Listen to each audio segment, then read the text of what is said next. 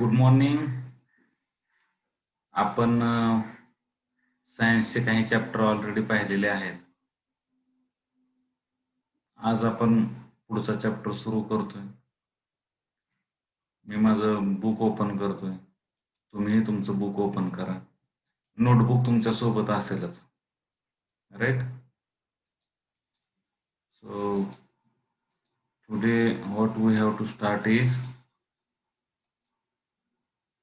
substances in the surroundings, their states and property.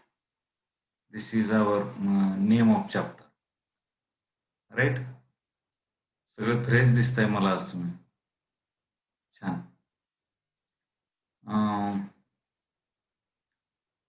It means states of matter म्हणतात त्याला.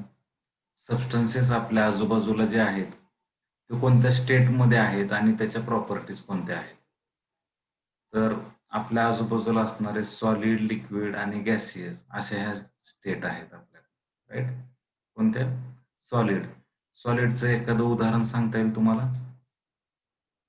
लाकूड, बरोबर. Liquid, पाणी. पाणी, ताक, बरोबर. आणि गॅसियस म्हणजे गॅस. गॅस काय? हवा. आपली हवा, ऑक्सिजन, बरोबर. ठीक आहे. तर हे सर्व तुम्हाला माहिती आहे. तर तेच आणखी व्यवस्थितरित्या आपण या चॅप्टरमध्ये पाहणार आहेत. ठीक आहे.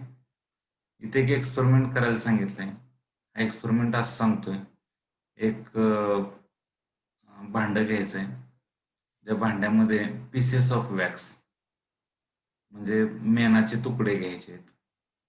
मेणाचे तुकडे या बर्नरवर, त्याला स्पिरिट लॅम्प म्हणतात, जे लॅबमध्ये वापरतात, तर या बर्नरवर काय करायचं? गरम करायचे. ठीक आहे.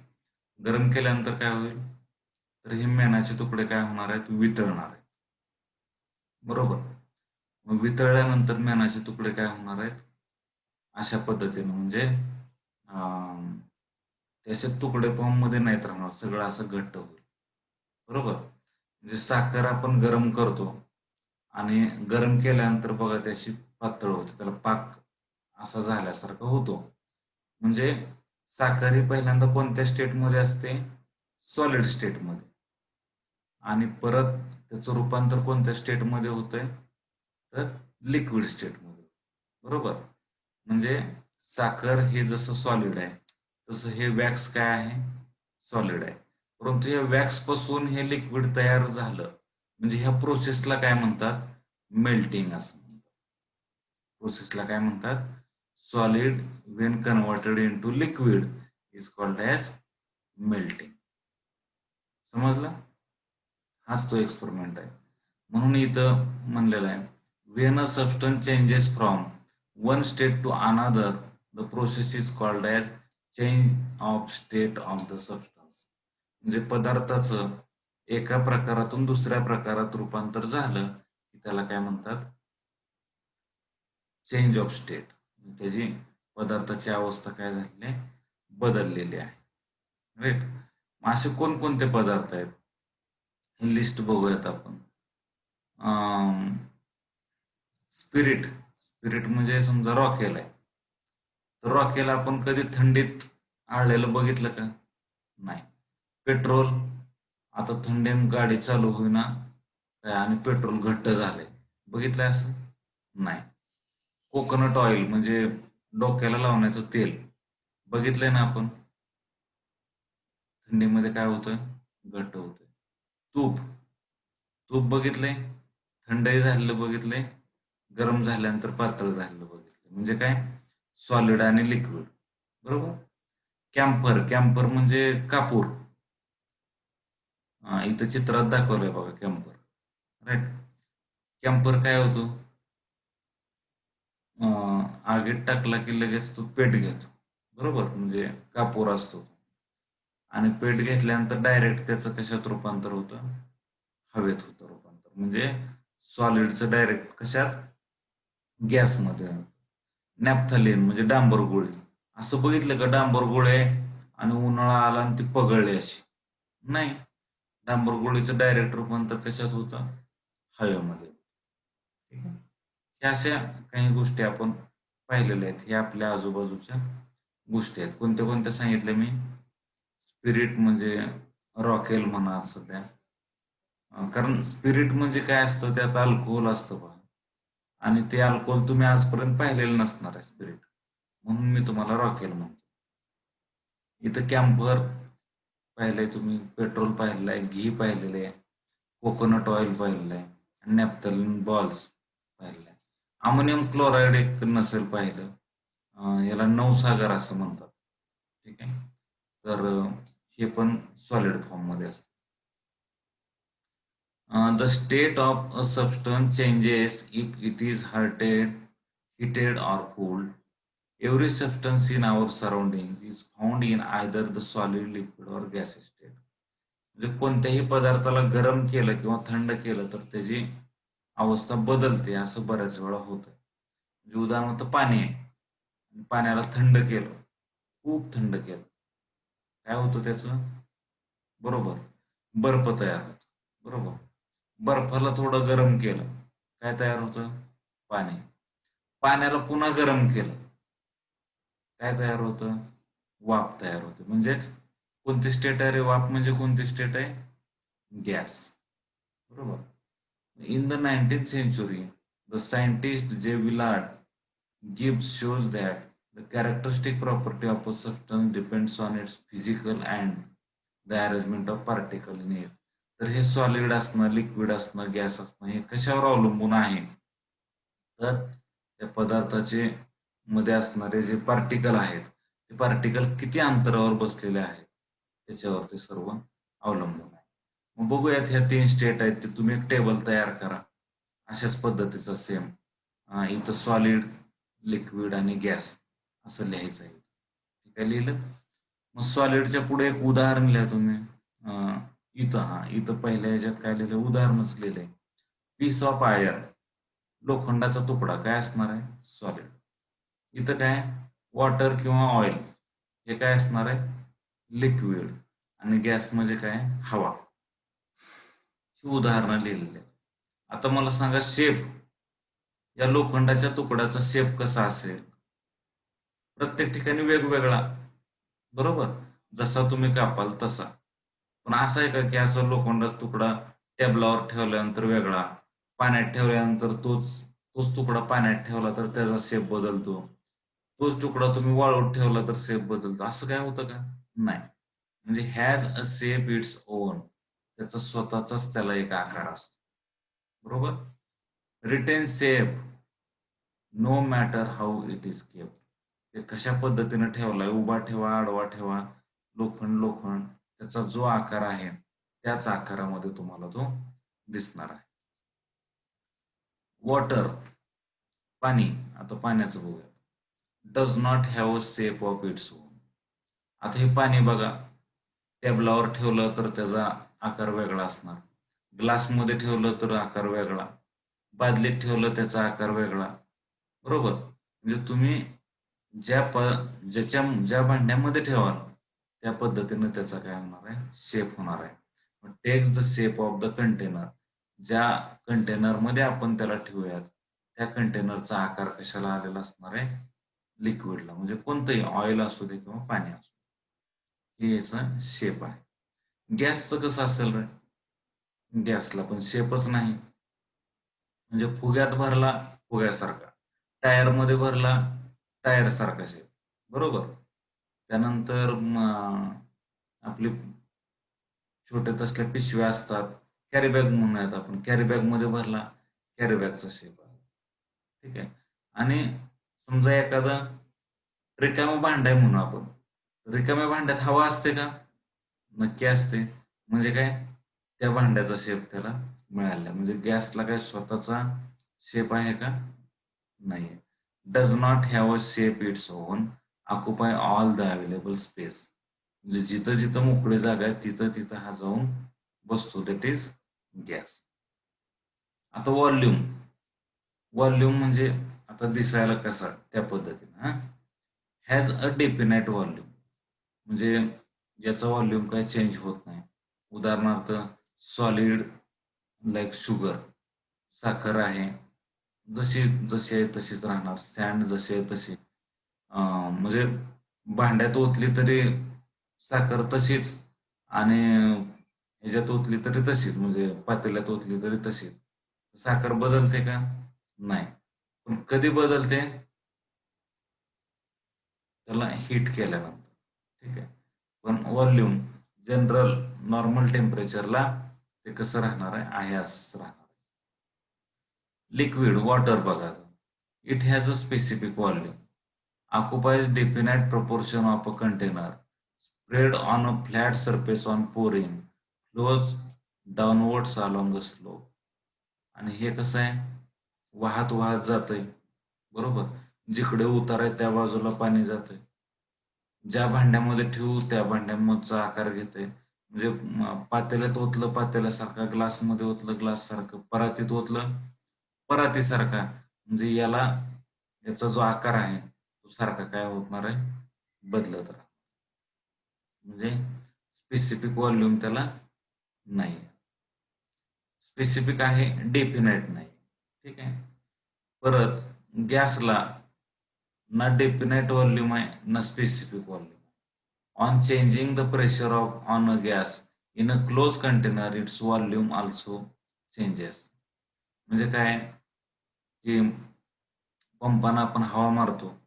हवा मारताना तुमच्या लक्ष येतं तुम्हाला जोरात दाबावं लागतं. हे दाब म्हणजे काय आहे? प्रेशर आहे. ठीक आहे. आणि प्रेशर दिलं की तो काय करतो? लगेच पुढं पुढं सरकतो. प्रेशर दिलं की पुढे सरकतो.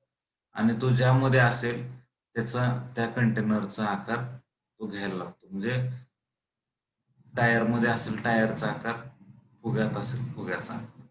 ठीक आहे. हे काय गॅसेसच्या बाबतीत. Heat and change of physical state. आता बघूयात की इथं उदाहरण घ्यायचं आहे सॉलिडमध्ये बर्फाचं उदाहरण घ्यायचं. ठीक आहे. इथं काय लिहिलंय बघा, चेंज ऑफ स्टेट. सॉलिड कोण आहे? बर्फ. चला हे चित्र काढा. असं जसं तसं हे चित्र काढा. काय करणार? सॉलिड, इकडे एक बाण गेला, माघारी एक आला, त्याला लिक्विड तयार झालं. लिक्विड पुन्हा बाण आला, गॅस तयार झाला. गॅसवरून पुन्हा लिक्विड आणि लिक्विडवरून पुन्हा सॉलिड. पण कसं झालं रे? Solid on heating you will get the liquid. म्हणजे काय? सॉलिडला जर गरम केलं तर काय तयार होणार आहे? लिक्विड. लिक्विडला गरम केलं काय तयार होणार आहे? गॅस. गॅसला थंड केलं ऑन कुलिंग काय तयार होणार आहे? लिक्विड. लिक्विडला थंड केलं काय तयार होणार आहे? सॉलिड. आता सॉलिड कोण आहे? बर्फ. बर्फाला हिट केलं काय रे? काय तयार झालं? बर्फाला हिट केलं काय? पाणी. पाण्याला हिट केलं काय? गॅस, म्हणजे वाफ म्हणूया. वाफेला कूल केलं, थंड केलं काय तयार झालं? परत लिक्विड. आणि पुन्हा लिक्विडला पुन्हा थंड केलं काय तयार झालं? सॉलिड. समजलं मित्रांनो? तर याला काय म्हणतात? चेंज ऑफ स्टेट म्हणतात. म्हणजे हीट केल्याने किंवा कूल केल्याने या पदार्थांच्या अवस्था काय होतात? बदलतात. You have learned that change in the physical state of a substance is an effect of the amount of heat on it. म्हणजे किती तुम्ही हीट देता त्याच्यावर त्याचा साईज किंवा शेप बदलत असतो. On gaining heat, the substance changes from solid to liquid and liquid to gas. On the other hand, when the substance cools or loses heat, it changes from gaseous to liquid and liquid to solid state. हेच आता या paragraph मध्ये आपल्याला सांगितलेलं. आता हे temperature मोजायचं कसं? म्हणजे आपण म्हणतो वायू वितळला वगैरे, तर हे कशाने मोजतात रे? तुम्हाला माहिती आहे, तापमापी म्हणतो आपण त्याला. त्याला काय? थर्मोमीटर असं म्हणतात, बरोबर. हा थर्मोमीटर कसा दिसतो? तर या आकाराचा असतो. ठीक आहे. याच्यावर दोन पद्धतीचे आकडे असू शकतात. एका बाजूला फॅरनहाइट म्हणतात, एका बाजूला सेल्सिअस असं म्हणतात. आपण नेहमी विचार करतो तो सेल्सिअसचा विचार करतो. ठीक आहे. आणि हे जे थर्मामीटर आहे, त्या थर्मामीटर मध्ये हे लाल कलरचा जो भरलेला आहे तो मर्क्युरी नावाचा मेटल असतो. त्याला मराठीत आपण पारा म्हणतो. ठीक आहे. तर हा पारा असतो मर्क्युरी. आणि हा मर्क्युरी काय होतो? त्याची लेवल कमी जास्त अशी होत असते. ठीक आहे. लेवल कमी जास्त होते म्हणजे काय, हा जर इथे गेला तर याची वेगळा नंबर, म्हणजे हा इथं आला तर 0 आहे म्हणायचं तापमान, इथं आला 10 आहे म्हणायचं, इथं 20 आहे, इथं 30 आहे, 40 आहे, 50 आहे. बरोबर. उन्हाळ्यात तुम्हाला माहिती आहे किती तापमान असतं रे? 30, 35, 40 कायम असतं. बरोबर. थंडीमध्ये तेच किती असतं? 20 असतं. बरोबर. बर्फाचं तापमान किती असतं? 0 डिग्री असतं. किती? 0. आणि फ्रीझर आपला म्हणजे बर्फ जिथं तयार होतो आत, फ्रीजच्या वरचा भाग असतो की नाही, एक असा कप्पा असतो बघा फ्रीजमध्ये, तर त्याचं तापमान किती असतं? शून्यापेक्षा कमी. शून्यापेक्षा कमी कसं सांगायचं? तर -1, -2, -3 असं, म्हणजे उलटं जायचं. शून्यापासून अधिकला काय म्हणतो आपण? 5 डिग्री, 10 डिग्री, 20 डिग्री असं सांगतो. शून्यापेक्षा कमी कसं सांगायचं? खूप कमी नुसतं म्हणायचं शून्यापेक्षा कमी असं म्हणून चालेल का? नाही. तर कसं सांगायचं? इथं पहा, या चित्रात पहा. माझा कर्सर दिसतोय तुम्हाला? इथं पहा, हा 0 आहे आणि शून्यापेक्षा कमी म्हणजे -10. अजून कमी -20, -30, म्हणजे अगदीच 11-12 पण इथं असणार की नाही? असणार आहे. नक्की असणार. ठीक आहे. म्हणजे शून्यापेक्षाही कमी तापमान असतं आणि आपला बर्फ तयार जिथं होतो फ्रीजमधला वरचा कप्पा, त्याचं तापमान मला वाटतं -18 इतकं असतं. ठीक आहे. किती असतं? -18. वाचूया आता काय म्हणतात. Does water changes into vapor the moment we place the vessel on a stove? Does water kept in fridge changes at once into ice? माहिती आहे आपल्याला. A specific amount of heat must be gained or lost before the state of substance can change. The change in physical state is determined by how hot the substance becomes on gaining heat or how cold on losing heat.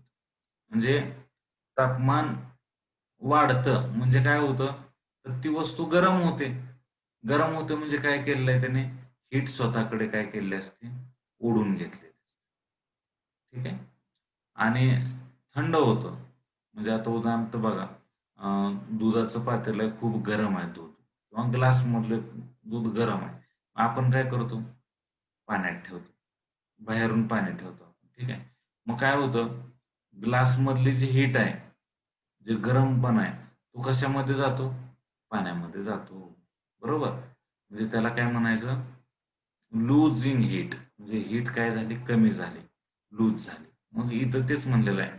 Substance become gaining heat म्हणजे तापमान वाढणं, or cold म्हणजे on losing heat. समजलं? Okay. How do we tell how hot or cold substance is? म्हणजे तो substance किती गरम आहे आणि किती कोल्ड आहे, कशाच्या माध्यमातून सांगितलं जातं? तर थर्मामीटरच्या माध्यमातून.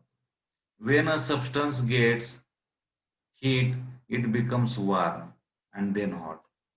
We put our hand or finger in the water to judge how hot it is, but that is not an accurate measure. म्हणजे आता अंघोळीला पाणी बऱ्याचदा आपण तापवतो आणि समजा गिझर असेल तर बटन बंद करतो, त्यामध्ये हात घालतो आपण, किंवा चुलीवर असेल किंवा शेगडीवर असेल तरी बटन बंद करतो.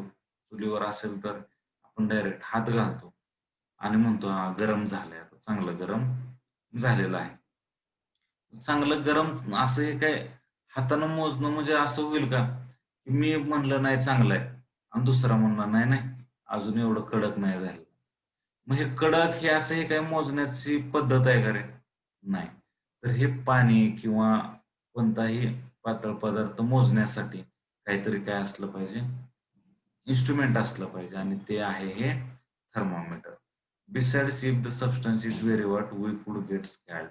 आणि खूप गरम असेल तर आपल्याला चटका पण बसण्याची शक्यता आहे. तर हे thermometer is used to measure temperature.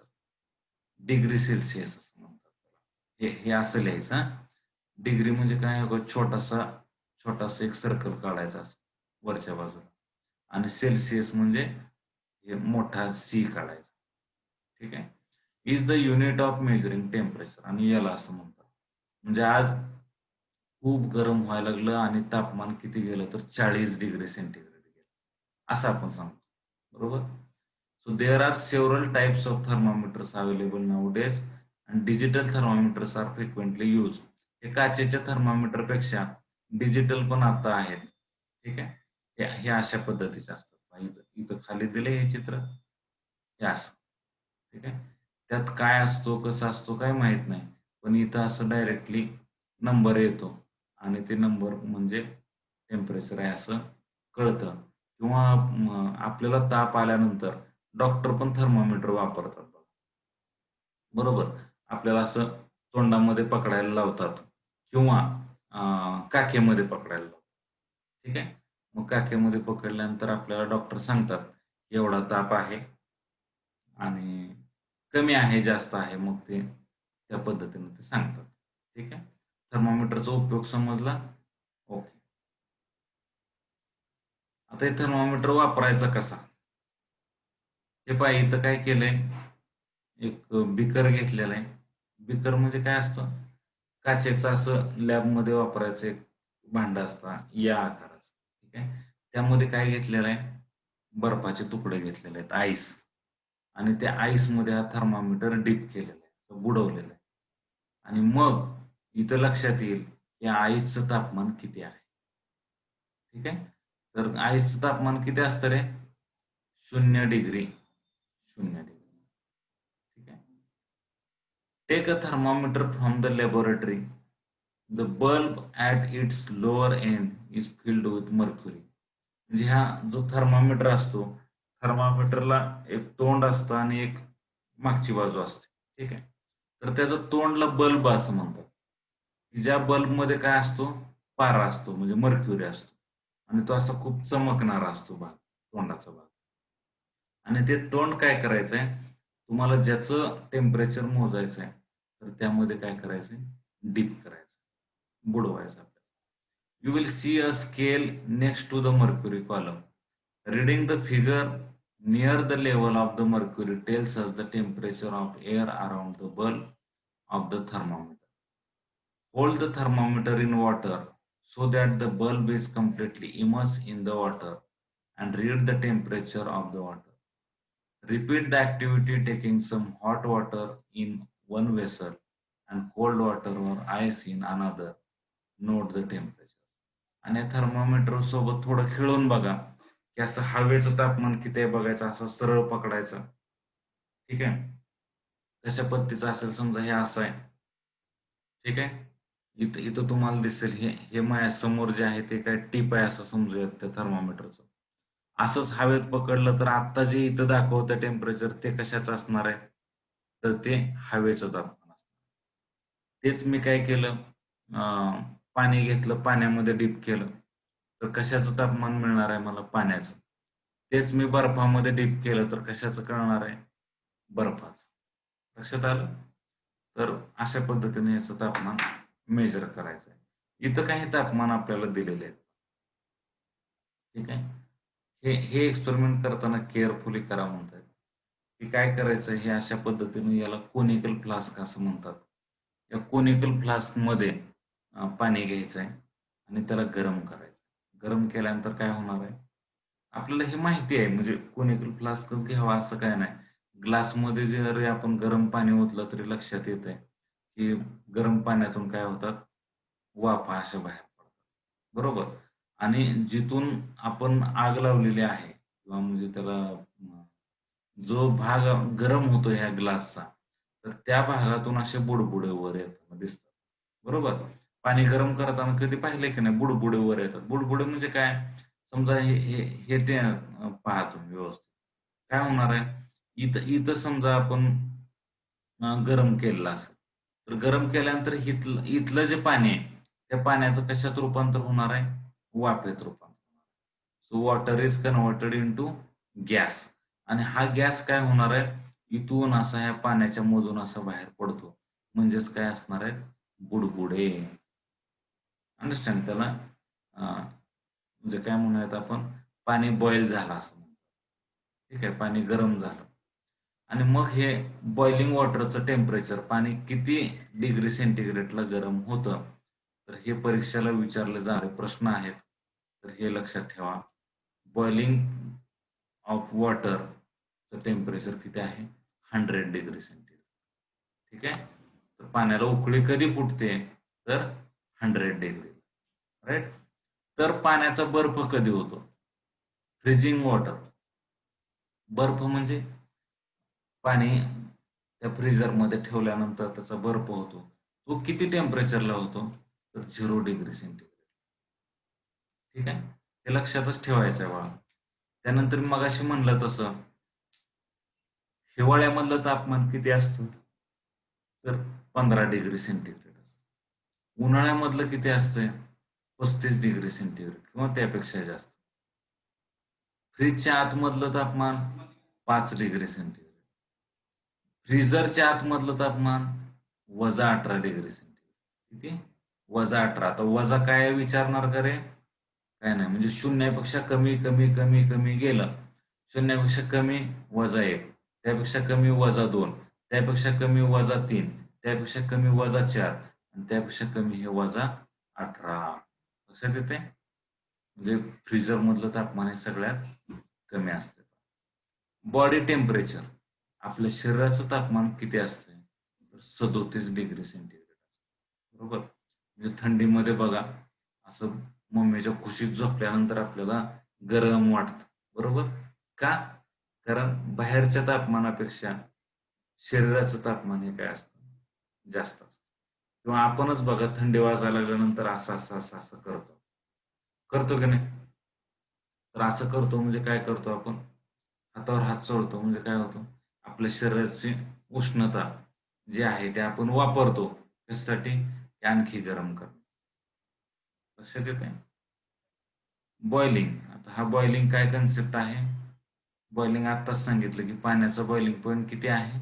100 degree centigrade. पण काय आहे ते बघूया. Water is continuously evaporating. We know that water spilled on the floor dries up slowly on its own. म्हणजे वॉटरला म्हणजे पाण्याला कंटिन्युअस उकळी येणं हे तुम्हाला माहिती आहे. किंवा पाणी जर समजा असं फरशीवर पडलं तर आपोआपच ते उडून जातं. बरोबर. सर दिस इव्हॅपोरेशन म्हणजे त्याला इव्हॅपोरेशन असं म्हणतात. ठीक आहे. म्हणजे पाण्याचं रूपांतर हवेमध्ये होणं याला काय म्हणतात रे? Evaporation. Occurs from the surface of the water. So what happens when water boils? As this water get heated, its temperature increases and it evaporates at a faster and faster rate. Right. मग इथं इथं बघा तुमच्या लक्षात येईल. इथं इथं या चित्रात दाखवलंय पहा. काय दाखवलंय? पुन्हा पाणी घेतलेलं आहे. खाली बर्नर आहे. बर्नर म्हणजे काय? गरम करण्यासाठीच हे असं मेणबत्ती सारखं. पण मेणबत्तीपेक्षा जास्त ताकद असणारा असा हा गॅस असतो यामध्ये. ठीक आहे. आणि तो पेटवल्यानंतर ते भांडं काय होतं? गरम होतं. आणि गरम झाल्यानंतर तुमच्या लक्षात येईल हे असे बुडबुडे येतात. ते बुडबुडे कसे येतात? समजा हा हा जो निळा इथं दिसतोय यामध्ये, हा 20 डिग्री सेंटीग्रेडला हा पाण्याचा मॉलिक्यूल आहे. हा कुठे असतो? इथं असतो. 50 डिग्रीला काय होतोय? हा थोडासा मोठा होतो. कारण त्याचं रूपांतर कशात व्हायला लागलेलं असते? गॅसमध्ये. आणि आणखी 100 डिग्री सेंटीग्रेडला तो काय करतोय? वर जायला लागतो. म्हणजेच बुडबुडा व्हायला लागतो. लक्षात येतंय? So when water kept on stove attains a particular temperature or level of heat, then evaporation takes place in all parts of the body of water. Then we see water bubbles rising at faster and faster rates to the surface and steam mixing in the air. This is called boiling of water or ebullition. ठीक आहे. पाठ करत बसू नका. पण Wien water is converted into gas, एवढं concept लक्षात ठेवा. पाण्याचं वाफेत रूपांतर होणं याला बॉइलिंग ऑफ वॉटर असं म्हणतात. At sea level pure water boils 100 degree centigrade. This is the boiling point of water when water vapour cools it is converted. हे हे हे काय करा माहिती हायलाइट करा किंवा म्हणजे किंवा याला काय करा अंडरलाईन करा. This is the boiling point of water. When water vapour cools it is converted into water again. आणि पुन्हा वाफ जर आपण थंड केली तर त्याचं कशात रूपांतर होतं? वॉटरमध्ये. आणि या प्रोसेसला काय म्हणतात? Water vapour cools it is converted into this. या प्रोसेसला काय म्हणतात? कंडेन्सेशन असतं. आणि condensation of steam also takes place at 100 degrees centigrade. It means that the boiling point and condensation point of water are one and same. ठीक आहे, समजलं? Okay. यातला लास्ट पॉइंट बघूयात, कंडेन्सेशन आणि फ्रीजिंग आपण. ठीक आहे, तर take some water in a beaker and place a thermometer in it. Heat the beaker on a spirit lamp. Note the boiling point of water. Repeat the activity, adding salt or sugar to the water. And note the boiling point again. What do you in infer from it? Okay. तर काय होतं मित्रांनो, जसं एखाद्या बॉटलमध्ये कमी अर्धी bottle पाणी घ्यायचं आणि फ्रीजरमध्ये ठेवायचं, तर काय होतं, लगेच पाण्याचा बर्फ तयार, बरोबर. पण त्या पाण्यामध्ये थोडं मीठ टाकायचं आणि ते पाणी फ्रीजरमध्ये ठेवायचं. तुमच्या लक्षात येईल की त्याचं बर्फ तयारच होणार नाही. कारण का? कारण त्यात जर मीठ मिसळलं तर पाणी लवकर थंड होत नाही, म्हणजे त्याचाच फ्रीजिंग पॉइंट हा चेंज होतो. तसंच बॉइलिंग पॉइंट पण आहे. उकळताना बघा, डाळ जर शिजवायची असेल, ठीक आहे, डाळ शिजवायची असेल तर डाळीत आधीच काय करतात, मीठ टाकतात. ठीक आहे, आणि मग मीठ टाकल्यानंतर डाळ काय होते, लवकर शिजते. म्हणजे त्याला बॉइलिंग पॉइंट काय होतो, त्याचा कमी होतो. त्याला इलेव्हेशन इन बॉइलिंग पॉइंट असा कन्सेप्ट आहे. म्हणजे पाणी जे आहे ते पाण्याची लवकर वाफ होत नाही आणि त्यामुळे त्यामध्ये मीठ टाकलं जातं. लक्षात आहे? त्यानंतर व्हाईल गेनिंग हीट हे दिलेलं आहे. Gas, liquid, solid. म्हणजे सॉलिडचं लिक्विडमध्ये करताना त्याला मेल्टिंग म्हणतात. लिक्विडचं गॅसमध्ये करताना याला काय म्हणतात, बॉइलिंग म्हणतात. तर उलट गॅसचं लिक्विड होताना काय, कंडेन्सेशन, आणि लिक्विडचं सॉलिडला काय म्हणतात, फ्रीजिंग. तर ही डायग्राम सगळ्यात महत्वाची आहे, ही व्यवस्थित ड्रॉ करा. ठीक आहे. नेक्स्ट लेक्चरला आपण फ्रीजिंग कन्सेप्ट आपण शिकूया. तुम्ही एन्जॉय केला असेलच, राईट?